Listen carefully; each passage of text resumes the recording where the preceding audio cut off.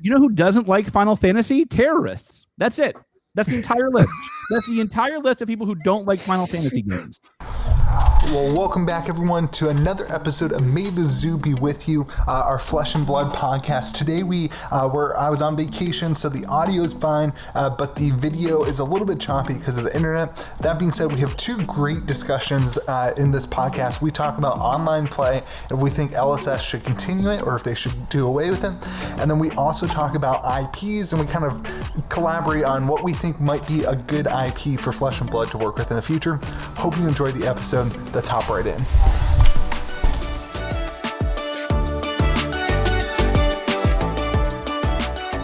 All right, well, hey everyone, welcome back to May the Zoo Be With You, a Flesh and Blood podcast. My name is Louie. I'm from KitchenTableTCG. I'm joined by Mitch from Midtown Merchant and George from Compete Sport. What's up, fellas? What is up, big dog? Oh gosh. Oh gosh. Welcome to the intro. What is big up, boy? big dog? What up, big boy? How are you guys doing this week? Oh, you know, just cranking away. Living our best life, man. Buying some zoo, buying some Flesh and Blood. Losing I bought all of our some money. zoo this week. I bought another box of zoo this week. Another box. I get crap for buying a box. He buys another box, and we don't say anything. I bought 2 boxes of the zoo. I bought a Monarch collection. I bought a Arcane collection this week. I'm proud of you guys.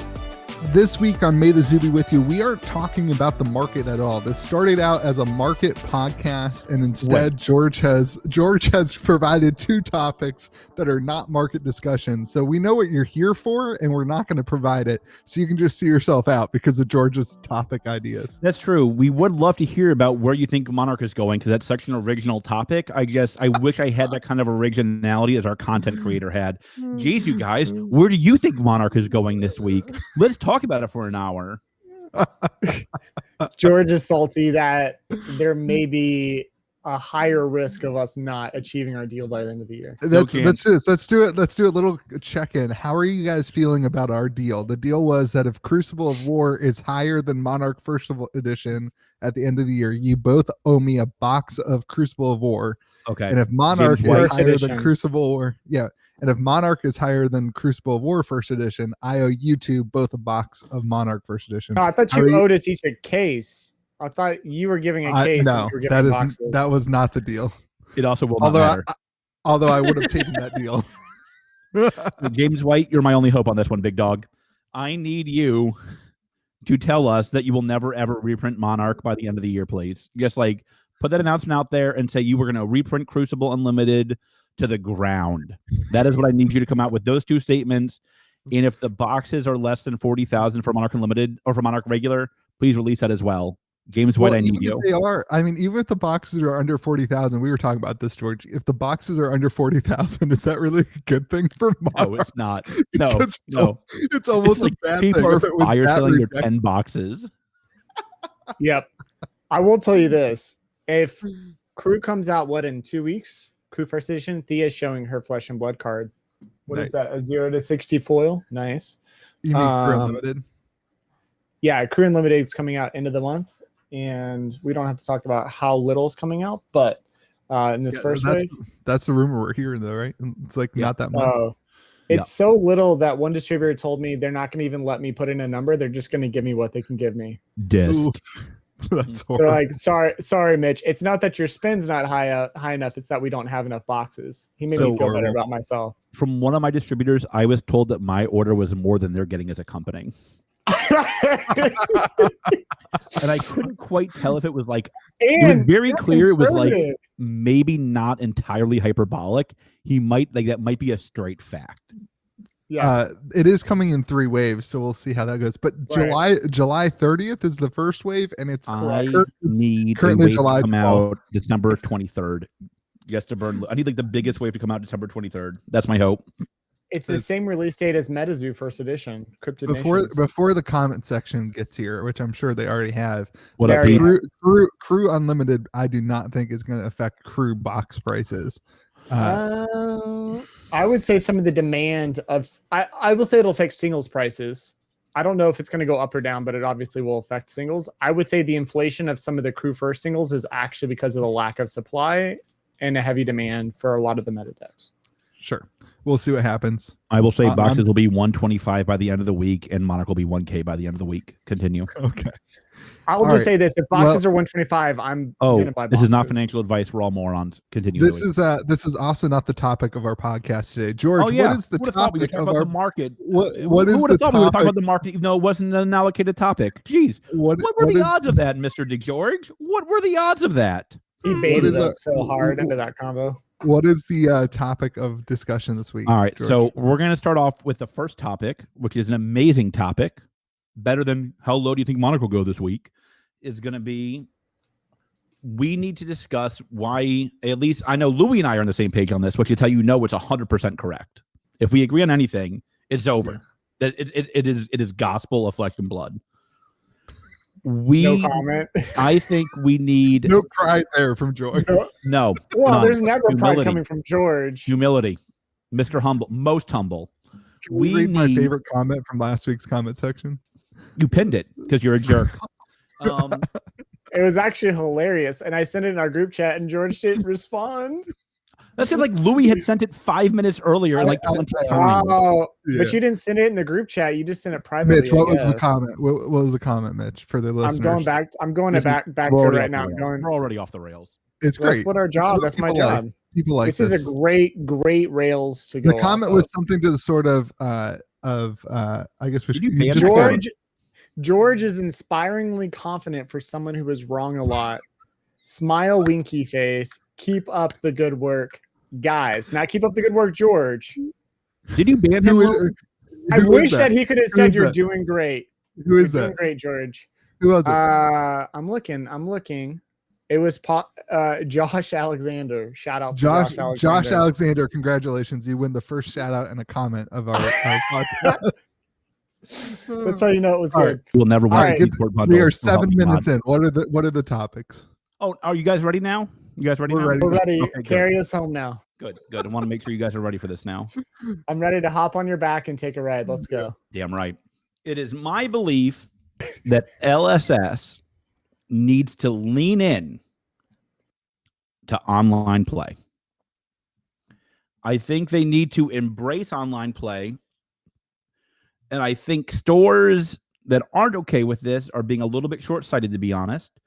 But more importantly, I think LSS is being too long-sighted, if you will, by not accepting online play. Mm-hmm. Okay, so we're going to talk about online play. Yeah, Louie, I know you are passionate about this. You feel. Can we define rumbly of the tumble? Can we should I tell everybody about my nightmare? Should I tell everybody about my nightmare, George? It's up to you. I always love hearing about your dreams, Louie. I have it in my journal. I actually journal my dreams, then journal your dreams afterwards. The other night, this is not the reason we're doing this episode, but the other night I had a dream that LSS basically said that we couldn't do online play anymore. I had like a nightmare and I like woke up in a hot sweat because like I value we have a Thursday night armory night. And like those 30 to 40 guys no, but those 30 to 40 guys that play in our Thursday night armory event have become like some of my like friends. Like we hang out, we chat afterwards. It's like an LGS. Like it's like we're hanging out at an LGS talking. Why are you shaking your head at me? This is why they hate online play. Continue. I'll yell at you in a minute. Why do they hate that? The whole purpose of the game is to bring people together. Let Louie finish with his All right, dream finish journal. your nightmare. Finish your dream journal. And so like I just had this nightmare that they like canceled it. And I was like I was angry. I was very upset because here's my thing. He was. I'll be honest. He called me. He was very upset. I called George and I was mad at LSS and like LSS didn't do anything. Like it was a dream. It was like when your girlfriend gets mad at you for cheating on you, even though like you didn't. It was in her dream. Right? Yeah, it was in her dream. And I was like mad at LSS and I was like, we have all invested so much time and energy into online play and like people have bought webcams and gaming PCs and like really organized their whole thing so that they can play this online game. And like, why would they get rid of that? That was my frustration. it wasn't until COVID really hit hardcore that they introduced online play, correct? There was TTS, but in terms of physical, like LSS sanctioned events, the skirmish events for their first like competitive, like armor events, like where they basically would decide just give them out but don't sell them, or armory kits initially. I'm thinking of like like armory kits has been a thing for a long time. I don't remember when we got our first one. It's been a while. It was a while. I think it was with Crucible first wave, I think. Right. Maybe it was that's actually crazy. That was when they first started doing it. I don't remember if they did it before. They did have stuff before Crew, but it was really minimal. Yeah, no, I know my first that's where they got the Katsu mats and yeah, I know my first conversation with Alan was yelling at him because we had pre-release for Arcane. And like we got like 8 kits and Rudy got like 30,000 kits and I was in fuego because I had like 50 people signed up for my Arcane Rising pre-release and I was like, all right, Alan, which 42 people you want me to tell to go pound sand and go home? He made, in fairness, they've remedied that. We're now cool. Here's my argument for online play and why I think like LSS should really kind of not only embrace it but like make it an important part of their strategy. So bear with me here for story time. You can sit on George's lap and he'll tell you a tale. A little while ago, I did consulting for a NASCAR team. And they came up to me with this problem, right? Which is basically NASCAR has grown a lot as a sport over the last 10 years. And this means that they have more of a diverse following than they've ever had before.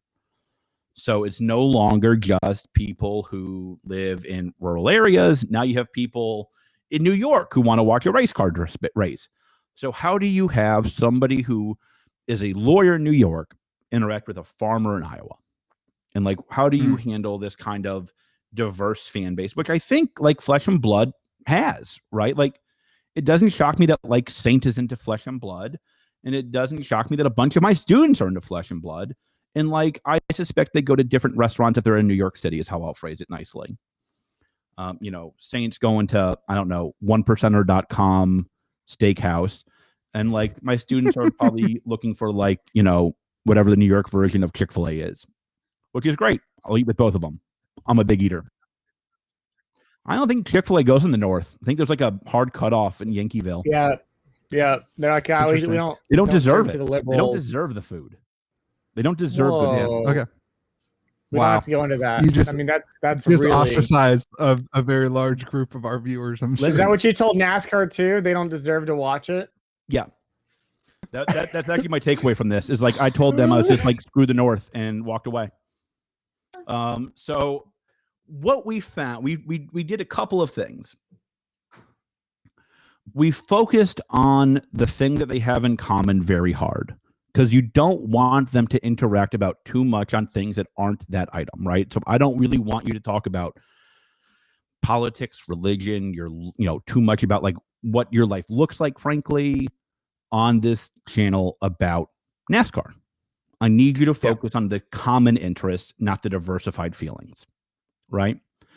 And I think like Flesh and Blood does that very well. Like Flesh and Blood online tournaments are centered around the game. And I think part of this is like a tribute to James White and how he made the game very engaging. It's a very enthralling game. Mm-hmm. And I think what we found with the NASCAR team was that you needed to have this almost exclusively online because they were too geographically diverse in some of these areas to make it work in person. And I think the same thing is true with Flesh and Blood. I don't know how many metropolises or cities or suburbs right now can handle a purely local scene. Yeah, it's a really I interesting think you point. need to have an online scene to bring people from different geographies together. Now that might change in a few years, but even so, I don't know how much it will change. Yeah. There will always be people who don't have access to an LGS that has Flesh and Blood, and making it so they can be part of the community, I think is a net positive for everybody. Yeah. And so like the Flesh and Blood Blood is meant to be like playing together in the flesh and blood. That's the heart of it. And had the game started in 2006 when there was no into the global pandemic in 2020, and it had to adapt, and then it was easy to was previous, that might be different, but like the fact of the matter is that, and so the huge case study, the huge player base is this. And I think I don't think you can take that away from people. I mean, like, I know people, I'm only speaking from my own experience, but I know people in my Discord server who literally play with their friend in their lunch break. Like during their lunch break at work, they hop on Discord and they play a game in the server. And like, that's amazing. And you have to, in my mind, as LSS, you have to reward that. As a company, you have to reward your player base for adopting another way to play the game, because in a lot of ways, that's the reason that you've been successful.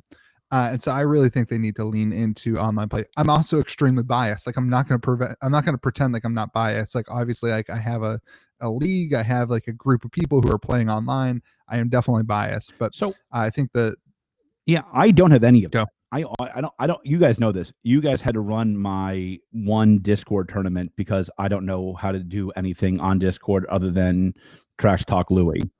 But I'm very good at that. I have a lot of practice at that. Yeah. But like, you guys set up all my tables. You guys set it all up. Because I don't know how to do any of that. But like, I don't think that changes just because I don't personally benefit. That doesn't matter to me. I think it's really good and important for the game to have a diverse following. I think that's good long term for the game. Yeah. So when we say online play, are we talking about anything for me? Okay. I'm agnostic on that. Okay. I think, playing with physical cards on webcam. That is beneficial to their business model. People are playing with real cards. I will second and say with here, but the way that I've always interpreted it is the goal of the game is to bring people together in the flesh,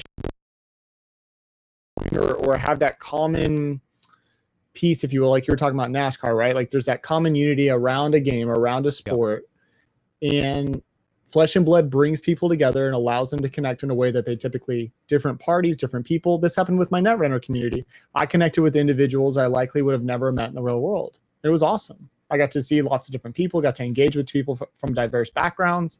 And that was one of the benefits that I saw in tabletop gaming, is that we have this common shared love or appreciation for something that we all participate in together. We might not agree politically. We may not agree on all these other areas, but that was one thing that we jointly enjoyed together and were able to come together on a common table for. I would argue, in your point, Louie, that same thing is happening in the online sphere through your Discord or through other communities. And if that's what LSS wants to continue to foster, I think you're right in that they need to continue to nourish or at least fuel that community in some way. They're obviously putting their money where their mouth is and putting it in physical play, right? I mean, we're talking about all the different calling events and nationals coming in the States. But I think you're right, Louie. They can't just say, okay, we're over COVID, let's just move on with our lives and go back to in-person play. I also think I don't think that's probably the best strategy moving forward. I also think like Flesh and Blood means something different to, frankly, like I'm probably at the cusp of this and younger, right? Like I'll give you a perfect example. The three of us have never met in person. I have never shaked Mixer Louie's hands. I've never punched Louie in the face. We're waiting for Vegas. Like we've never met in person. I wouldn't I don't think that's negatively impacted our friendship or relationship. Like I don't think I'm like, oh, they're good online friends.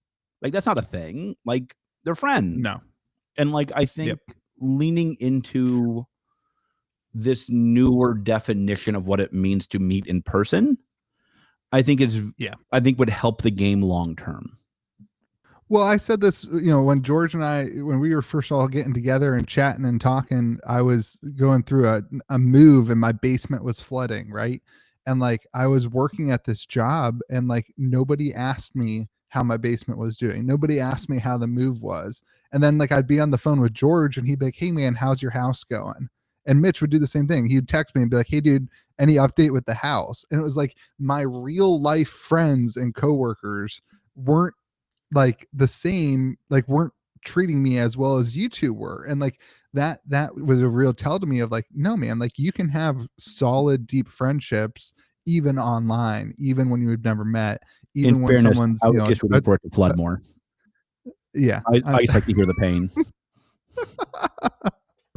But like, I totally agree. And so I think the question is in our three minds isn't like, should LSS do something about it? It's like, how can LSS lean in more to the online play? Because they are doing things for the in-person play, and they should continue to do that. But is there a way that they can separate online play with in-store play in order to help maybe separate those communities, or make on play even not better than in store, but like have its own characteristic? Something I think LSS needs to be careful of is I don't like seeing these ridiculous tournaments of like $100 buy-in, $5,000 prizes. Like it becomes almost casino-like, and I can see how that would have a negative. That can have a negative interpretation from some people. Because I know my first thought when I see like a expensive buy-in and like very low odds of winning a lot of money, it's like this is a lot like a slot machine. Yep. And I don't love that. Maybe I think maybe some sanctioned online events would be awesome. Maybe an online calling would be awesome. I could see online play. I still think that like in-person play though is the pinnacle of high-end play. Like it just has to be in my mind. I mean, from like just a judging standpoint, the thing with the calling that's hard, George, is any kind of financial incentive means that you have to have a judge in person. And this is not that we have untrustworthy individuals, but it's just hard to like, there's just not a way to easily regulate that for competitive play. I do see when though, there's money on the table, people are going to cheat. Well, or people are going to accuse other people of cheating because there's money on the table, right? Like it just opens up that door for uncertainty. And the only way to clear up uncertainty is having it in person, or at least to make people feel more at ease or trust the system.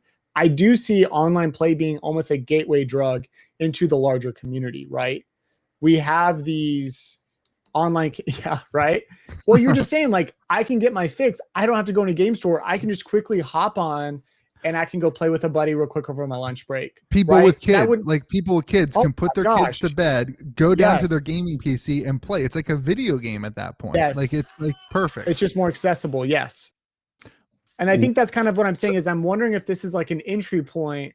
We need those LGSs, A, to support the game, B, to support them financially, and then C, like just to have that common space of playing on a Thursday or Friday night. Like I know every night of that week, I can go and play a game of Flesh and Blood. That consistency is really beneficial for the growth of the game.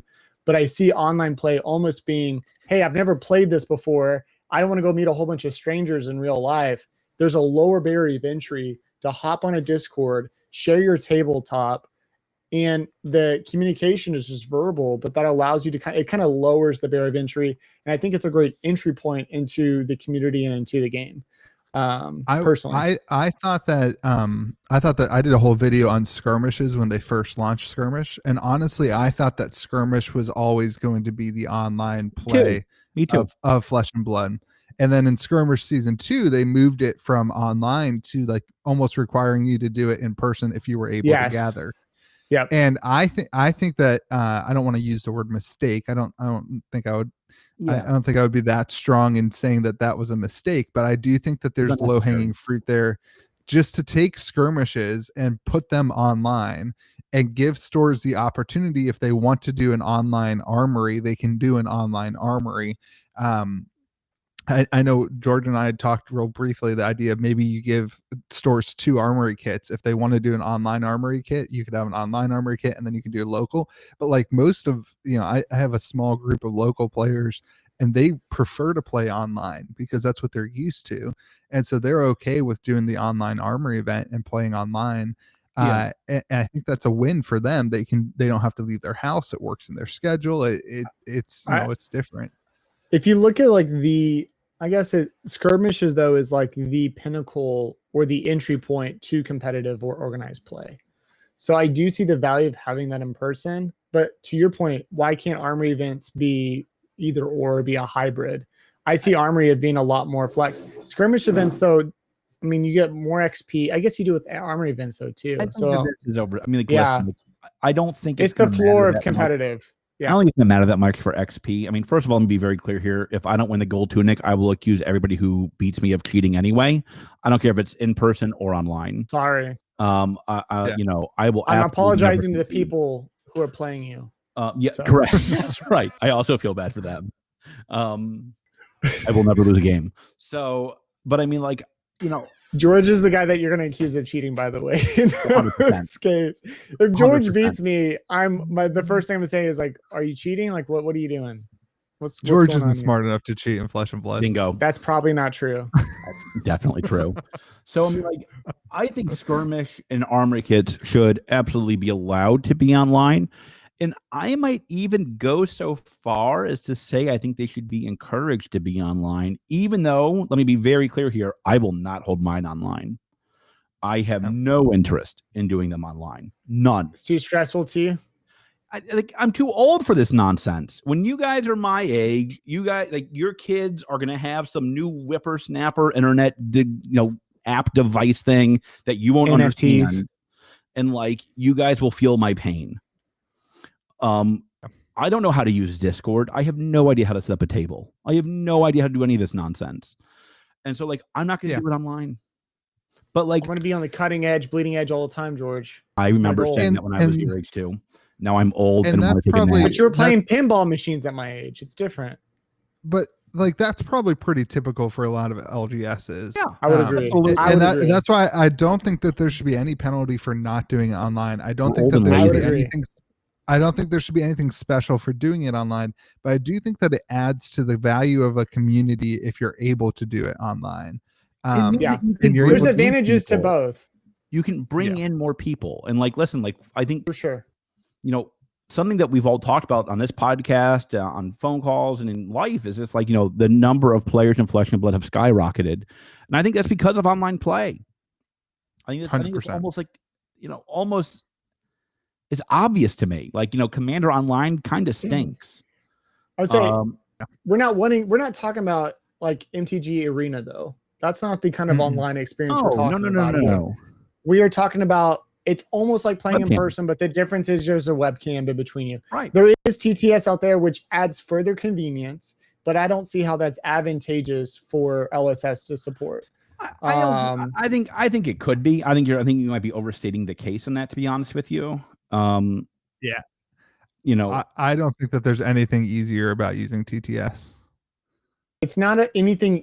Well, there's easier because you just copy and paste a link and boom, you have a deck. What's easier is you don't have to spend $1,000 on a deck. You can just dive right into a high-end competitive deck. What the benefit of TTS though is you can play a high-end deck and determine, hey, these are actually the cards I want to buy, and I know that I want to buy them because I've got to quote try them out. But like, I'm thinking of high-end competitive play. I think it lowers the barrier of entry. Who have a TTS deck but not a paper deck is infinitesimal. Is my gut. I'd be stunned. Right now. I'm thinking at scale as this game continues to scale out. If the barrier of entry, like we can playing online, at least in my opinion, lowers the barrier of entry for a lot of players. Yeah, you get your iPhone, you put it on a tripod, you put it on top of a playmat, and you play. You can buy a 1% microphone too, so you can trash talk better. It's true.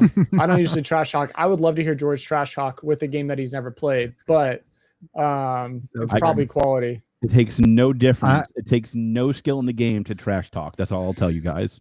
It takes I am all for whatever means that LGSs have more flexibility in how they get more players into the game. That's a good way to phrase it. I'm all for that. That's fair. I think that there's nothing to lose if you are LSS. What do you have to lose? Why do you care if a community leader is organizing a game with just the 10 people in their community, or if they're organizing the game with the 10 people in their community plus 30 other people around the country. Why does that matter if you're LSS? Right. What do you have to lose? And I think what you do is you have a lot to gain. Like you have a lot to gain there in growing the player base, being more consistent with tournaments, allowing an LGS to thrive and allowing an LGS to increase their revenue, to buy more product. I mean, there's a lot to win there if you're LSS. And then as a community, there's a lot to win too, because we're able to connect together from across the globe. Kelvin Law, the number one player in Singapore, plays in our Thursday night armor event. He's the number one ranked player in the world. He plays in our Thursday night armor event. Like the guys in West Virginia get to play up against the number one player in the world. Right. That's awesome for everyone involved. Like that's a huge win. Did he win last Thursday? So we do our armor events as I call them fun events. It's just 4 rounds without a cut to the top. And then the prize support's all randomized. Everybody loves it. People love it because they know how many rounds. It's a Thursday night. They know how many rounds they're going to play. Everyone knows they're done by midnight. And then once a month, we do a competitive armory event where there's an actual winner at the top. George, some people just like to play. Not everybody has to be a wiener all the time. Yeah. I want blood on these like hands. To play baby. the game. I want blood on the hands. I've said it before. I'm so bad at the game. If a game is good with me losing, or if I lose and I have a blast, and that's how I know the game is good. That was with Netrunner. That was with Flesh and Blood. Well, that's fine. You'll be the one with blood on your face because you lose. It's fine. I've never lost a game of Flesh and Blood. That's exactly right. I am undefeated. I do think the big question to you, Louie, is what do you think? Like, what is LSS's why? Like, why do they support this game? What is the ultimate mission and focus of the game? You're saying to get people together in the Flesh and Blood? Like, it's not me to answer. It's not you to answer. Like, that's their question. And if they make it to any changes to competitive play or organized play, that needs to be their first question. What's our outcome that we want with this game, with this community? If the outcome is to do exactly what you're talking about, then why would you stop something like online play in the first place? Right. And or not encourage it. I think that the idea of being a game that's together to get people together in the Flesh and Blood is a great dream. I think in 2021 it probably isn't a successful dream. So here's what I will say. I think in 2021 you need to have some sort of online presence to be a successful business in a company. I think the pandemic changed the way we view online interactions. Yeah. I mean, like, I had a meeting this week with a client in New York. My fat butt did not leave my home in Best Carolina. And like, if he was like, "Hey, George, flying up," I'd be like, "What? Why? I don't want to get on a plane and like go to a weird city with a bunch of weirdos and not have Chick-fil-A." Like, what is this nonsense? Like, you can call in or George not. has a lot of friends, by the way. So it's very funny. My best friend from law school, who's like one of my very best friends in the world, she lives in New York. So I'm sure I will hear about this later. She watches your podcast? She does. I sent it out to both of my friends. They're both very proud of me. All 2 of them. Yeah. All 2 of his both friends. of them are very proud of me. It's very touching. It's very touching. It's heartwarming, really. So, I think I get why LSS originally didn't want to embrace online play in the beginning. It was new. Like, it was a weird thing, right? But then, like, after the pandemic, I do think it changed how we view online. Like, I will be traveling a lot less in the next 5 years. A lot less. Same. Less. I've been a fully remote employee for almost 6 years. Yeah. And I will tell you this. I go to my office, typically before COVID, I'd go once a quarter back to my office for a week. And then we would have 1 week a year where all the remote employees, about 25-30% of our team was remote, but prior to COVID, we do what's called a remote week and everybody gets together. There is something, though, significantly better about being there in person. And there's just something you can't match with online play. I will 100% disagree with this. I've been working remote as an employee for 5 years, and working and collaborating in person is always exponentially better. There is something about reading somebody's body language, about engaging with other individuals. A lot of the webcam games I play, I don't see their face. I just see their tabletop. I hear their voice. I can try and pick up cues from that. But there's something about, there are parts of the game that has hidden information with the arsenal. I want to start reading a guy's face to see what did he put like behind that arsenal. Is he going to look at, is he looking at his arsenal multiple times to remember what's under there? Like there is something about playing in person that is going to be at a higher level. But what I'm trying to argue is that you don't need that for playing every day. I'm just saying it's an elevated experience. And I would argue that in some ways it is better. It is not the best way to play, but there are going to be advantages, just like there's advantages to play online. I don't have to put on pants and I can just go play with the dude. I haven't worn pants in a year. Yeah, that's my point. I completely agree with you, Mitch, for your personality and for you. And for high level competitive play. I think high level competitive play has to be in person, no doubt in my mind on that. But I also know people in my Discord who have sent me emails. Again, I'm not making this up. I'm not projecting here. I get emails from people who say, Louie, your Thursday night armor events have allowed me to talk to people again in a way that I didn't think I'd ever be able to do. I've been able to break through some social anxieties. I'm talking people who probably wouldn't get up and go to an LGS because they don't do the social thing well. So they're not comfortable. I'm not arguing against that at all. Yeah. And that's exactly what I'm saying is online play presents those opportunities to lots of individuals. I think that more people will be able to play because of online play.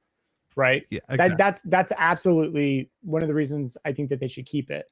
But what I'm saying is it will make the calling events better. The energy at a calling event in Vegas is going to be bonkers because you're meeting all these people that you've met online, right? You've fostered all these relationships, but imagine the first time all three of us are hanging out and what that's going to be like.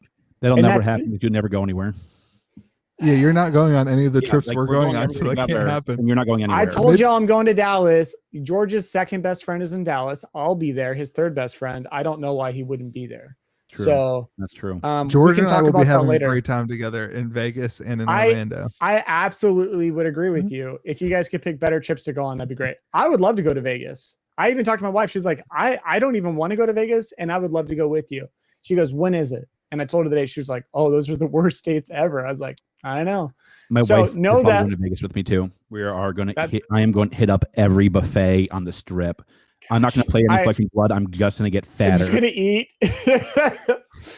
God, I've had some of those. So there's such good food in Vegas, and I'm actually kind of on that bandwagon. Over the lard. All right. Well, all I'm saying is, seems like we all agree. I think we're all on the same page, which means if we're all three on the same page, then it's 100% true. Okay, come on, LSS, come through for us. Okay, y'all ready for the next? I will be. I want it on record. I want to put it on record. I will be very, very frustrated and very upset if LSS ever removes the ability to do armory events online, which are right now. Let's take a step back. Hold on, big dog. There's no indication they're going to do that. Nope, not at all. Just my fear. Oh, by other than your nightmare. Other than your dream journal. Just my nightmares. Just my dream journal. Yep. 100%. I think this is more of a what we hope to see than what we fear, because there's no indication other than Louie's weird dreams that nightmares. there's going to be any issue. And I listen, Louie has some weird dreams. All right. That's all I'll tell y'all. I'll leave it at Louie for your privacy. But thank God we don't make policy based off of Louie's weird dreams. Privacy? You're welcome, Louie. What are you, British? What are you, British? All right, here we go. Next topic. Well, hold on. Also, let me just Mitch pause wants to know about your dreams now. You're in trouble, son. No, I don't want to know about your dreams. He shares them openly with us. It's a safe space. I know my camera's been super laggy this whole time. And I apologize. This is my vacation, so we're on vacation now. We got the vacation set up. This is the American dream, folks. You too. Yeah. If you become unemployment, I was going to say I might know he's applying for any of my jobs, Louie. It's a mystery to me. Can't figure out why my fun parks are at 50% employment right now. How's your vacation going, Louie? It's great. You could be working at the fun park. Just remember that. Good. I think the last thing to say is working for you is the biggest nightmare. Forget LSS getting rid of it. That's actually true. Working for you sounds horrible. If they kill armory events, Louie loses a whole stream of revenue and now has to work for George. Whoa. That's his worst up. nightmare. My fear isn't because of the revenue. My fear is because of my own sanity. My Thursday night armory group is like literally walking into like a conversation with some of like the best friends. Like it's cheers. It's a good time. It's a good reprieve. But that's not going away. Content creation. Is that going away if they remove the armory piece? No, I will just buy my own. That's my point. 100%. Yeah. Right. That's my point. I started money the to buy event. promos and without an armory events. Without an armory event, I was buying armory kits from stores who are selling them illegally. That's what I was. That's the way to do it. Okay. Listen to Louie. This is going to be a choose your own adventure for you two clowns. Are you ready for this? I'm not ready because you called me a clown. I'm a little butthurt, but I'll get over it. 2 topics you all can pick. We can pick the original topic I talked to you about, or we can talk about some hot tea from distribution. No, I already have a video on that going live this week. Let's talk about that next week.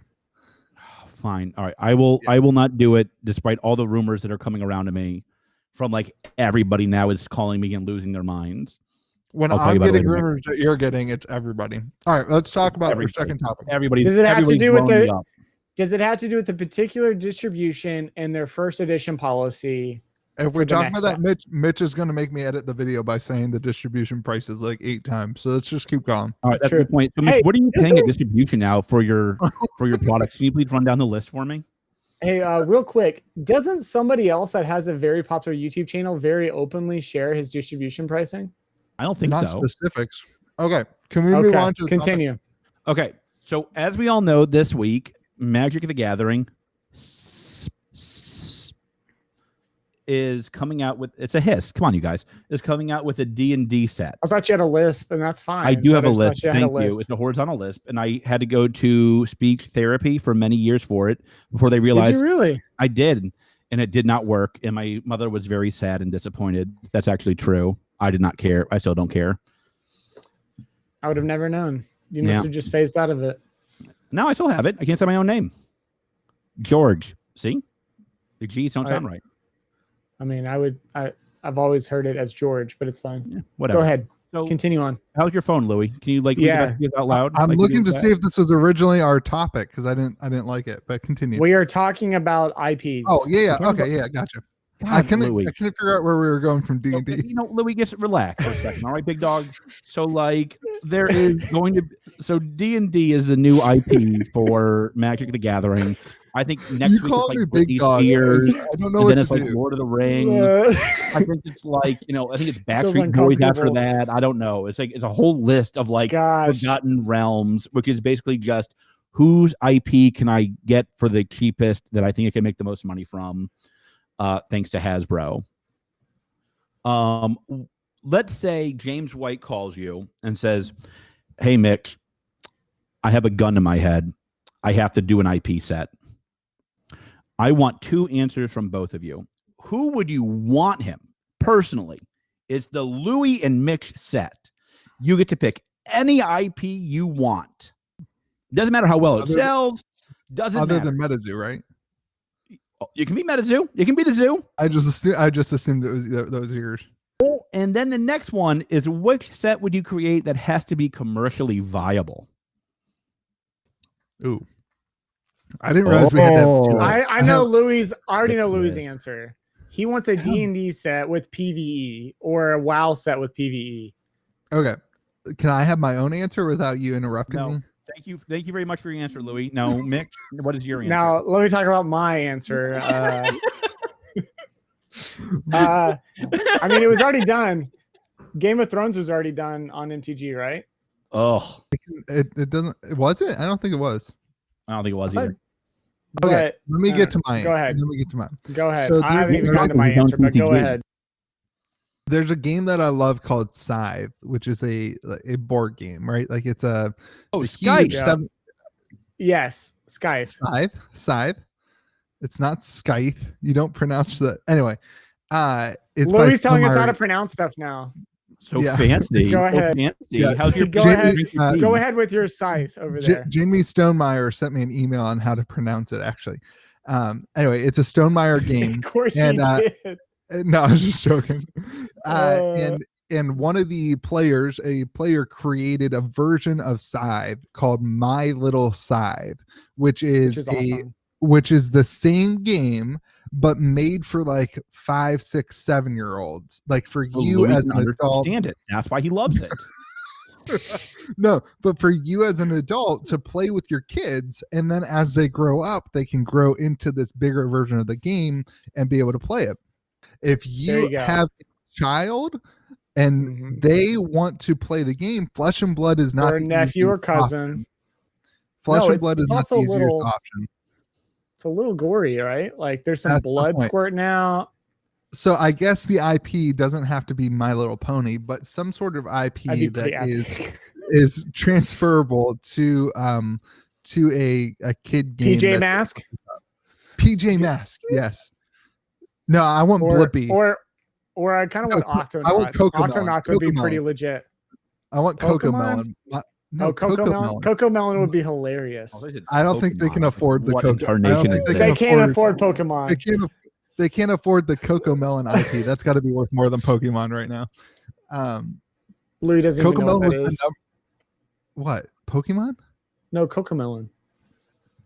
You mean George doesn't know what this is? Louie's the one who mentioned it. Sorry. I meant George. So what happens is it's really confusing.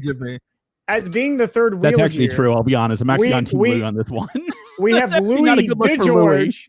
We have Louie DeGeorge, and then we have George. And I'm just like, okay, subconsciously in my brain, I want to call you DeGeorge. And then sometimes, yeah. Anyways, go ahead, George. I want. Oh, sorry, Louie. I quit. I just want a Cocomelon Flesh and Blood. That's what I want. You want a version of Flesh and Blood with the shared IP that you can play with your kids. Or both. Dude, it's probably the most commercially viable. I don't think they can afford it. Cocomelon was the #1 viewed show on Netflix. It's insane. That true? Yeah. Yes, because so many kids just watched it on loop. Yeah. It's just songs, George, that kids sing on. Yeah, it's bonkers. There are actually duplicates on Amazon Prime and other channels that look identical to it just to mimic. Anyways, we don't have to get into this. Cocomelon. So you want a kid version IP so you can play with your child. I want to be able to play Flesh and Blood with my 2-year-old. I can dig that. There's so many times where like Thea wants to open packs with me and I'm like, sweetheart, we're about to open Monarch and there's a Dread Scythe in there or whatever that card is. And it's like a guy ripping off there's Doomsday. Like, yeah. I'd rather not open that with you, but that's fine. So I can respect that. I can get that. I thought about this. I'm actually genuinely having a hard time with it. Yeah, Boneyard Marauder. I can't think of an IP that I'm like, yes, this would be it. I mean, like right off the top of my head, I'm like, Netrunner would be sweet because I love. That's a good one. That's a good. I like that one. That's a good one. Like a mechanologist crossover with Netrunner would be. So it could be really interesting too if you did a crossover IP and you somehow brought Evil Corpse into it, and you could end up like battling against an Evil Corp. Just a thought. I don't know. I mean, George? I haven't thought a ton about it, to be honest. Mine are super easy and super awesome, and by far the best one so far. The one I probably thought about it the most. The one, by the way, I told them all this at the exact same time. They're just not good at thinking. So the one that I want is I would love a Kanye West set. Give me that Yeezy. Give me the Yeezy Flesh and Blood set. I want you just want Yeezy boots hero to be wearing 350 V2s. This is easy. I want like the biggest, baddest dudes to be wearing the Air Yeezys. Give me a Kanye West set and McMahon, like, take can we get a Yeezy tunic? Yeezy tunic? Oh my God. Can you imagine a Yeezy designed tunic? Ooh, baby. I'd take 10. I'd take 20. Can we get like a George's shirt or George's Hawaiian shirt as maybe a common? Oh, yeah. Viewer. Now you're cooking with gas. I like that. Oh, a Tommy Bahama to the YouTube viewer or audio podcast listener right now. Do you remember when this used to be a Flesh and Blood podcast? I said a Kanye West inspired Flesh and Blood set. What do you want from me? Okay. I don't know if it needs IP. I feel like IPs are like a last thing to bring in more people and to increase the market, right? So like, what would be the? I have a second good one. Is this an actual good one or is it one that's like Cocomelon oriented? We're all doing one, and then well all have two. Fine. That's the way that this Fine. works. Go ahead. You need to learn how to take turns in your life. Yeah. Go ahead, Louie. You're up. So there is a memory I have that I don't remember the accuracy of. This is Louie's Dream Journal episode. That better be the name of this episode. May the zoo be with you, Louie's Dream Journal. Dream Journal. Like, what is going on? At some point in my flesh and blood roller coaster of 6 months that I can't remember anything, I remember hearing that there is a connection between LSS staff and what's that game? What's the game? The RPG game? Skyrim? No, the RPG where it's loot driven. Oh my gosh, I'm completely no, it's not WoW. Completely blanking. No, it's not WoW. It's got a huge following. Huge anyway. No, man, we might have to edit this part out.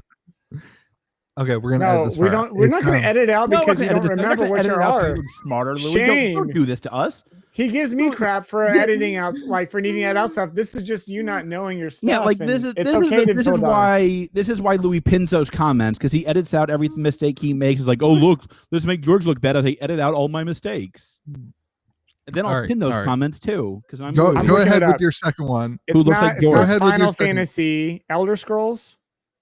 No, it's not one of those. It's this is riveting Fallout? television. It's not Dark Souls. Fallout would it's be not good. World of Warcraft. Diablo. It's Diablo. That's I remember not a an connection. RPG. I don't think, is it? Yes, it is. Yeah, it is. It pops up when you search RPG, so I'm guessing it is. Have you guys played the new one? No. Go ahead. There was some sort of connection. I forget what it was, that the team at LSS has a connection to Diablo. So I always thought it would be super cool if the PvE set that comes out is a Diablo themed PvE set, and that we utilize the pull that Diablo has and the reach that Diablo has into creating a high quality RPG, like tabletop RPG that is focused Gloomhaven Diablo. would be bonkers with that too. If you did like a Gloomhaven set, like I could get behind that. Any kind of dungeon crawler would be like a sweet, I think, set to pair with it and do PvE stuff with it. Because you could just build off of that IP. They wouldn't even have to develop PvE. You just bring in characters and you can just have it like skinned over with Gloomhaven. Exactly. What's your second set, Nick? I don't know, man. I don't know what's like physically viable. You know what I mean? It doesn't matter. From a commercial. The world is your oyster, boss. I mean, I play Flesh and Blood because of the genre and because of like the thing. I'm even looking at Louie's mat here. And I'm like, what could be good here? That's your first mistake. I love the prep work that went into this part of the episode. Well, it's just like, I can help you guys don't do your homework. You guys would fail my class. I think the most viable may be Lord of the Rings, but that's also PvE oriented potentially. But Lord of the Rings could be interesting because you can pull in all the equipments. I'm thinking purely from equipments and weapons. I think you could take advantage. You could also bring different classes in from Lord of the Rings, which could be interesting. Like we've all been running a dwarf class. We've all been running how we think Monarch is going to go. That's been my takeaway on this.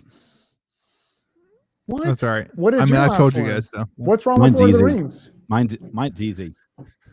Ready for this? Y'all ain't ready for Beyonce? This is Galaxy Brain. This is Galaxy Brain.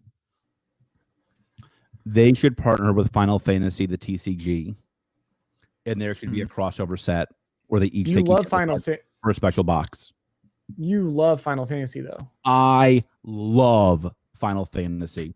I know nothing about it. Old fogies like me will love Final Fantasy 2, and like they are going to eat this up. They're going to have like a Cloud, a Sephiroth, a Barret. You're going to have all of these things, and it's going to be amazing, and it would sell so well. We're not doing StarCraft though. Okay, let me be very. I am not a fan. I was torn between that and Kanye. I'll be honest. I thought Kanye would get Louie some more. How would Kanye win that? I don't get the Kanye. I think the problem with the Final wearing Fantasy is Yeezys. I hate the anime like TCGs that are just like, I don't know. I feel like anytime you have get you heard that the most recent what are you talking about out of curiosity Final Fantasy here? video game, the most recent one, they sold out of the online edition. There are so many people playing it. They're currently waitlisting people for online. You know who doesn't like Final Fantasy? Terrorists. That's it. That's the entire list. That's the entire list of people who don't like Final Fantasy games. That's his quote from this episode. It's also true. I've never played Final Fantasy my entire life. Last words were, "I hate Final Fantasy." It's a little known fact. You gotta look it up deep in the archives. But that was his final words. Oh, God. I cannot believe you just said that, but we're gonna let it slide. We can't. I mean, I guess we could edit that out, but that's probably the best quote we have all week. Why would you edit that out? Truth. All right. I don't know, man. I think that Flesh and Blood would sell so insanely well. No and it doubt. would bring in a whole new doubt. group of people. No doubt. I think the only way that I would want to see a IP set was if it was wrapped around PvE. I don't think I would want to see it PvE. I don't think I would want to see it at the table in a competitive event. Like, I want Flesh and Blood to stay Flesh and Blood. If they want to do it for PvE to bring other worlds in, I think that could be really cool. And I think that they have a system in place, like a great organized system in place for doing something like that. But I don't want to see it impact the like collectible card game. I would agree. So I would totally agree with you. I don't think they should do an IP set yet. They can't keep up with the boxes that they have. But like, I do think a crossover set, even if it's just different art for like a special run of Unlimited, I think that'd be cool. I think it'd bring in some more people, bring in some more eyeballs. Right. I think you could do that with just PvE too. And then you're not toying with the original set. Yet. Like, we have no idea. They might never do it. False. I think if they don't do it, I think if they don't do it, somebody else will. I think that's true. If they don't do it, then I'm out. What? If we don't get PvE at some point in the future, I'm out. Okay. What other TCGs do you play? What other technically. TCGs that you play that actually have PvE? I don't care. That means nothing to me. I'm out in the future. That's an abstract date that means nothing. That's the point here, Yeah, Mitch. I'm never actually out. So like, how low do y'all think Monarch is going to go? So that is like carries no weight for anything. And I'm sure because we all know James White, how he cares for you, he'll just say like, "All right, sounds good, Louie. Have a great day." We already have two people developing a PvE set that we're gonna meet at my Road to Nationals to compare ideas and do they work for LSS? They do not.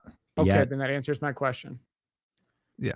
Now, I do know somebody who's 5 hours developing a of flight PvE. away from your store, Louie, so they can get to your Road to National. And is there a map that you can highlight to me that shows me where they could come in from? I hate you so much. Maybe like a hand-drawn circle over some random geography, including like random streams that like maybe they can use to get to your store. I don't know. I hate you. Like, literally. I don't even have a witty. For those of you who are wondering what George is babbling it's about, a 6-hour flight from Kansas Facebook. City. You just go through New York, land in little quick pit stop in Philadelphia, 2 more hours, and you're right in Wheeling, West Virginia. Easy peasy lemon squeezy. Excuse me for trying to promote my event and grow the game. I'm sorry. I think your map was great. I'm going to make it my next play. That might be the play mat that you win if you come to all 3 of our tournaments. I'll be honest with you. That might be the play. That might be the play mat you get if you come to all 3 of our tournaments. I'm not going to lie to you. I loved it so much. It made me so happy. Is it going to look like the MetaZoo map? Oh my God! We I should know, have it was a screenshot. I took all the different flight paths to Best Carolina. I took the map of LSS's Road to National events. Yep. So screenshotted it. Yep. And I drew with my finger around a 3-hour radius of my Road to Nationals event. 3 hours. Like it was an oval. It was an oval. Don't give me this nonsense of 3 hours. It wasn't even a close circle. He circles like half of the middle of the United States, just it's like don't if you forget hop a flight from Tennessee. California, trick stop off in Hawaii, you can go see Tokyo on the way, and bam, you wake up, you're in Wheeling, West Virginia. Tokyo to West George, Virginia, I'm direct 2.5 flight. hours. I want everybody to know I'm 2.5 hours from Wheeling, West Virginia. I'm nowhere close to Wheeling, West Virginia. It's all the same to me. Aren't you in I'm West sorry Virginia? that So you can only circle West Virginia and the surrounding doesn't make any states. sense. Oh, I'm all the way on the east. Hurricane I'm West all the way Virginia. on the western. Hurricane West I'm Virginia. all the way on the western side of West Virginia, like all the way on the west. On the So west, it's like got it. It's like You're a in the 2-hour boonies. drive to Columbus, Ohio. Okay, I'm done. Can we get to the MetaZoo minute so we can stop making fun I of don't Louie? know. I think this might need some more. This might need some more discussion about how far you can go to get to Louie's event here. If you want to sign up for my event, you can go to cavdeansmarket.com and click events and come to my armor event or to Armory my event. Road to Nationals. When's your Road to Nationals? If you want to go to George's Road to Nationals, you have to click through at least 5 things on his website before you can get to it. That's true. You have to close 3 modals. You have to close all the modals. You have to learn about the card Genesis, which was released in Monarch, which has a special spoiler on my website. No big deal. Thanks, Mitch. And then you can sign up for Road to Nationals at fleshandblood.com. James White, if I get more boxes, I can probably take care of my website because I'll have boxes to sell versus nothing being for sale on my website except for my Road to Nationals ticket because I have no boxes installed on my playmat. Okay. End of Moving story. on. Let's That go was to the quite MetaZoo the minute. rant. That was quite the rant. This is I'm probably proud our of my worst website. episode I had a today. good friend make it for me, and I can tell how much care he put into No, it. this is a good episode. I did put a lot of I'm care having fun. into it. Yeah, I mean that's all that matters, right? I don't really care if anybody MetaZoo minute. listens. Okay. Bring it on. So I stopped buying MetaZoo this week. You guys bought MetaZoo this week. Wait, are we going to go through the list of things that Mitch bought again? Because I edited didn't that buy out of the anything. last podcast. And I don't Which feel is like like, editing that was out. offensive. He's like, Yeah. this is not good content. I'm That like, In his what the defense, hell? I gave you some advice It was- of like make sure you mention it out loud so the people on the podcast can listen to it. And said you just like It doesn't show. matter. You're like, This is doesn't Mitch showing matter. us. This is Mitch showing us his cards. So I bought this card right here. This is the card I bought, and That's it's actually and then true. I bought this card. This was 35 minutes of the podcast last week. I bought a full hollow podcast. I bought all the full hollows from the Kickstarter first edition, and I have one of every card now. So I have a small collection. okay. So at the Okay. risk of helping That is a Louie, minute. which I don't like to do very much. You should help him out. You've been bashing him all game. All You game. have been I've bashing me him a all lot life. today. For My Life. self-esteem is at an all-time low. His pinata. Oh. This is why I tell you to be your nice. poor George. dream journal. You're gonna have some wild journaling to do tomorrow in your dream journal. I've never heard Louie say "I'm done" so many times, and this podcast is off. Like I'm deleting it from my channel. We're This is done. never going to air. This is never going to air. It's gonna be the best episode. It'll be the hot Louie- takes episode. Louie's All right, meltdown Louie, episode. let's get into this.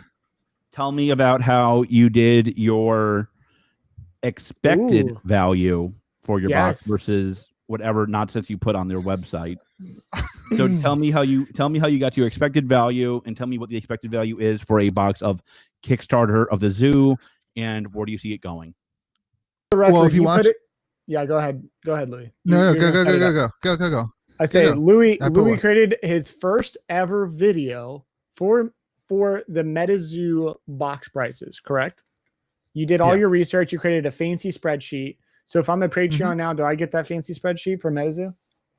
There are currently patrons testing out the spreadsheet, and we'll I'm get offended that. you did not send it to me. Me too. I made a post and you didn't ask to be on part of it. And George, you don't know how to work a computer, so so It's so true. It's funny because it's true. So right now. So this is where it kind of comes down to: do you want to include the non-foils or not? If you choose to include the non-foils, then you should be buying every box of Kickstarter right now because the EV is at $4,130. So can I ask you a Um, question? Like this is something I did. This is something I legitimately did not understand about this. Why in the world would you not include the non-foils? So like the pricing of the non-foils in the calculation is based around TCG low, and I'm just not convinced that they're going to sell at $3 to $4 right now. That's what they're at. It would sell at 3 to 4 for sure. If then that's crazy. Then the box EV is $4,100. Should I be opening all? Should I be buying? And that's for commons and uncommons. So what are the rarities? And it's actually like a metal in the corner, right? They're bronze, silver that come in non-foil. The bronze and that's common and uncommon. Yep, and then some of the cards also come in reverse hollow, and then the gold cards are only in full hollow. No, right. Mothman is a gold card. The only way to get it is in full hollow or in reverse hollow. Right. There's no non-foil version. Right. So, basically. Here I can read you off what Mike sent me as the Mike, who was hanging out with Aoki this past weekend. I noticed. Yeah. We got our packs. Did you get? I want to know if Mike, if you're listening to this, did Aoki wear his 1 out of 4 heart around his neck like a Charizard? And if not, can I have it? Because I will. Yeah, You might be able to trade some MetaZoo for that. We were all excited about Aoki being involved in Flesh and Blood, and that kind of just like disappeared. He dipped so fast, it was unbelievable. I wouldn't say he dipped. He just stopped. He just got what he needed on Flesh and Blood. It was like, bam! I'm all in on the zoo. Give me the zoo. I wonder if he'll get a preview card this time around for Tails. Oh my god! I hope they keep giving him a random sample card from Flesh and Blood. That's my new hope, that every year James White just sends him a rarer and rarer card till it's one that like James White just draws himself. He's like, this is a self-portrait. It's only playable by you, Steve. I love you. Right. So you get in every pack you get a hollow, and 1 in 3 packs will be a full hollow, and 2 in 3 packs will be a reverse hollow. Okay. Right. I didn't know so that. In that, is that public somewhere? So, it's public now. So there's a 33%. Tim Trustee told me that. So there's a 33% that you get a gold hollow, and the other 67% can be one of the 54 reverse hollows. Okay. In the reverse hollow section, 30 of them, or 55%, are gold, 10 are silver for 18%, and 14 are bronze for 26%. So in the foil slot, you have a 17% chance of getting a reverse hollow bronze, a 12% chance of a reverse hollow silver, and a 70% chance of getting any gold, with 33% being gold hollow and 37% being a gold reverse hollow. So that's all calculated then on eBay sold listings, and it calculated it down into your estimated value. So if you just are tracking the foils, just selling the foils, you would get an average of $2,376 per box. Out of Kickstarter edition boxes. I will say, like, that's incredible. That's bonkers. Yeah. And boxes right now are going for what, like $1,800 to $2,000? Yeah, roughly. Yep.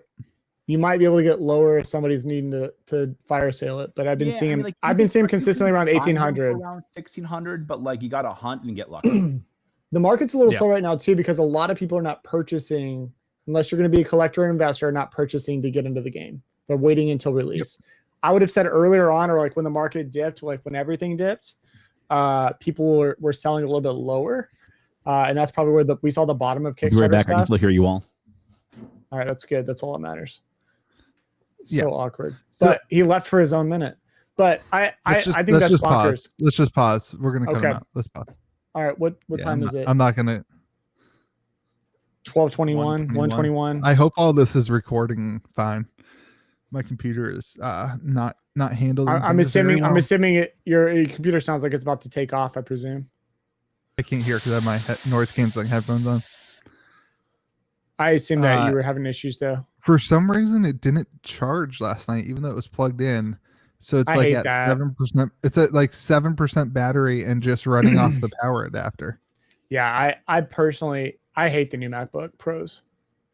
Is that a new MacBook Pro thing? I like. Well, I feel like it doesn't like magnetize, right? You slide it in and that slot gets kind of loose. Yeah. And so I feel like it just. Sorry, guys. No, you're good. Did you have to sign for some new hearts or something? Had to sign for we paused. Yeah, we paused that. The Louie's Dream Journal episode. Such a good name. I really think it needs to be called call it that. Okay. So we're talking about Kickstarter boxes and EV. I guess my biggest curiosity, where do we see Kickstarters? We're talking about singles, right? We're not talking about sealed boxes in a way, right? What's driving the price is the sealed or is the singles. Where do we see singles going after release, shortly and long term? So what I think people are very much misunderstanding about the zoo is I think they're viewing Kickstarter boxes similar to Alpha for Flesh and Blood. There's like 20 boxes of Kickstarter. Like there's like how many boxes of Kickstarter are there? More specifically, there are 2,500 boxes. 2,100 are normal boxes. 2,100 are normal, and then 400 are non-alternating, where the packs are just randomly placed in there. Somebody on this podcast owns more than 1% of all non-alternating boxes. So like, no names given to protect the Georges. So, I mean, like, there's no boxes. There's no boxes. For clarity, that's George. It's not. I actually think it's alpha and beta, right? I mean, like, this is less than alpha. Well, sure. But like in the term of like the software realm, this is really the alpha set that we're talking about, and then beta is going to be first edition Encrypted Nation. I mean, like, to me, like, you don't have to have a lot of collectors to drive this price up to something ridiculous. For sure. Especially if the game gets legs. If Louie's math is close to right, and I tend to think it might be, like, you're going to have a lot more boxes being opened soon. Correct. Which will mean like the premium for the boxes will be even higher. I mean, you could very easily convince me that like by the time first edition releases, it'll be less than 500 sealed boxes. Oh yeah. I would almost believe that up front. I mean, if 2,000 people back the Kickstarter, and most people probably opened the boxes when they got their Kickstarter, it wasn't worth anything, right? Right. I mean, like, you can very easily tell a story where these boxes just hit the stratosphere without a lot of work. They already kind of are in the stratosphere too for a game that's not officially fully launched. And I think that's the key. The game's not even launched yet. What would it take to buy out Kickstarter boxes right now? Like less than $50,000, I bet. Yeah, you'd buy probably 25 boxes on the market. And I can tell you that I put up a listing for $1,650 a few weeks back.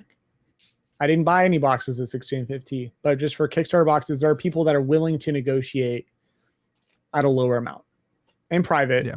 So I'm just throwing that out there. There are people out there that maybe now that Louie introduced his sheet, though, they're like, oh, I'm not letting it go for less than 5,000. Thanks, Louie. But welcome. Market Manipulation 101 buys boxes after does the spreadsheet and then releases it to the world after he did all of his research. It's actually kind of smart. Anyways, I wouldn't call that market manipulation. I would say that anybody has the ability to do the hard work, and I bought one box and probably better. Wow.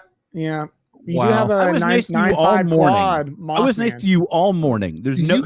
He saved it. He saved it for the podcast. Opposite of nice to me today. All morning, I've been defending you on everything. On Wall Street, you have on Discord. What is Wall Street getting on to you about? There's this bozo who's like trying to make a software that competes with Louie, but like he's never literally opened up a pack of Flesh and Blood and has no idea what's actually in a box. So he's just, I think, randomly just pulling random numbers and like, bam, EV time. Okay, let's be nice to everybody. Let's just move on. I love everybody but Louie. That's fair. I'd rather you be mean to me than to somebody else. That's fair. I'll be your punching bag, so you can be nice to everybody else. All right. Good, bad, as a minute. That was good. I think the EV's there. I think Kickstarter boxes. I mean, I bought one. Let me ask you all this: where do you? Let's get into it. Let's do prediction time. Let's do prediction time. Here it is, boys and girls. The zoo comes out in 17 days. Well, this comes out on Saturday. What is it? It comes out the same day as Crew. So this comes out. So it'll be 13 days from the day this comes out. It'll be 14 days from the day this comes out. What I said earlier. the zoo comes Not gonna out add in it. 13 days from today. Wink, wink. So if you didn't pre-order, it's kind of like waiting before Monarch, right? Like Yeah, if you're it's over. this close to Monarch, you're over. You're gonna have to What buy do in the you secondary think- market. what do you think a box of Kickstarter MetaZoo is on August 30th? So a month after, August? a month after release. I would say there's probably a dip right after release. There's 25,000 boxes in this print run. Oh yeah, there's like this. The print run of first edition is big. I mean, it's big, and I think it goes down. No, I'm not. I Are you don't talking think about? Kickstarter goes We're talking down. about Kickstarter. No, Yeah. Kickstarter goes up. I'm sorry. I'm talking about first edition boxes. Yeah. Oh no, We're talking about boo. Kickstarter. Kickstarter boxes. Oh, Kickstarter boxes 100% go up. Yeah, I think Not by Kickstarter evens out 100%, at like. but I think Kickstarter will shoot up to around $3,000 and even out as people kind of sell their. I see a 20, And then 30% I increase a month after. I think end of the year, if MetaZoo has the hype that it has now, end of the year we'd see $5,000 boxes around Christmas time. Correct. I think that's fair. Right. I'm a little bit dubious about the $5,000 box. I think 3,000 could be its home for a couple of months. That's a 50% increase over what it's at now. At least, yeah. And I So- think listen, that strikes me as about right. Like again, like it doesn't take much to get No, a pop in this game because there's just so little boxes. I mean, I'm actually very surprised that the samples are not worth a lot more. they will be. I don't understand the samples. That's the problem. The problem is you can't understand them. As a new player or investor getting into it, it's so hard to understand how many, where they are, what numbers are 100. samples. There's It doesn't 100 have of to- each. There's 100 of each. Right, but like every single card has a sample. Yeah. Okay. Both hollow and not. I hope you're Both listening to hollow this, and Mike. non-hollow. Somebody knows your product inside and out. That's all I'll tell you, Mike. Well, it sounds I like a think- wise investor to me. I think that the samples are great. I think Kickstarter boxes have the cake as like the collector's thing though. Oh, I don't know. For Also going to sure. be far more liquid. You'll have a much easier time selling a Kickstarter box than a sample card, in my opinion. I would agree with Yeah. that. Wow, I'm we excited agreed for it. on quite a few things this week. And none of them were about how bad Monarch is going to do. So you know it's a good podcast. A lot of people are suggesting that we bring a fourth person onto the podcast every now and then as a I've heard that. guest. I'm Yeah. not sure I want to subject anybody to that horribleness. It does feel maybe we awkward, can- right? It feels maybe a awkward couple just seeing Louie weeks. get bashed, and you're just like, I don't know what to do to help him. You Maybe know? a couple weeks we can replace George with almost anybody. Like maybe just like I I don't know why you hate your pull someone viewers. in. I hope you're listening to this. I hope you're listening to this, patrons. This is how much he hates you. The best person on the podcast. We should By a mile. we should start. Can we start a poll in Discord? Do not do Of- that. of who- that is a not poll of what? wise. Not don't George is want- like, don't That give him is not validation. wise. I'm saying of I- who I to bring don't- in next. Like we could have Mike on the MetaZoo Minute and just bring him for the MetaZoo Minute. I believe he is going to be in the What? MetaZoo Minute. I believe Yeah. it'll be in Orlando. That's right. That's right. That's what I was I'm not gonna- Yeah, I'm assuming I'm You're not going to not even gonna be be there, on that Mitch. podcast. Does that mean because I'm No. not there, you can't wire me in? F in the chats. Is that how you do an F, George? Mitch. What the hell is that? There you go. F in the chats, guys. I think that Mitch, I'm team Mitch here, but it's going to be very hard to get you in the podcast. I'm not going to be that hurt about it. You guys go on without me. You I know. were We have to invited. talk to Mike I about was Flesh and invited Blood. and you guys chose the worst time to go. It's fine.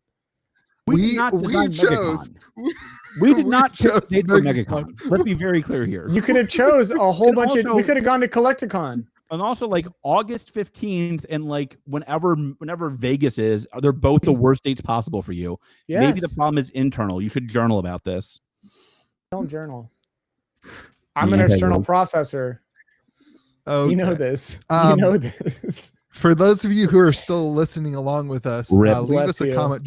George, what do you leave us a comment about George's F in the chat? Just say George's F in the chat was good or George's great. F in the chat was bad. It was wonderful. I don't think and then, we all know that it failed miserably. It's fine. What? Yeah. I nailed it. And we will give another free T-shirt to the first person to leave a Ooh. comment that says that. And if you want to buy merch, go to cavdainsmarket.com. and you can support George's retirement fund by buying merch. Do I get money off the merch?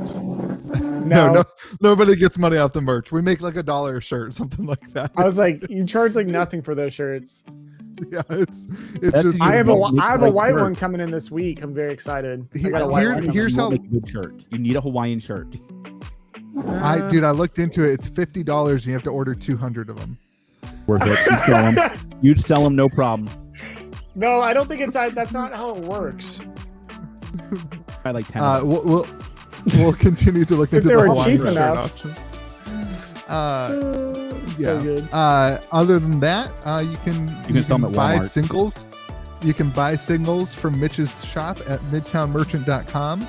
Use the promo code BeKind to save $5 off your order of $50 more. And if you want to look at a preview card for Monarch, you can go to fleshandblood.com and see a preview card for I will Genesis. update my website when I get boxes to sell. There you go. The rest of you guys, we appreciate you. We hope that you guys have a great day. Remember to be kind to the people around you, and may the zoo be with you. And also with you. Also with you.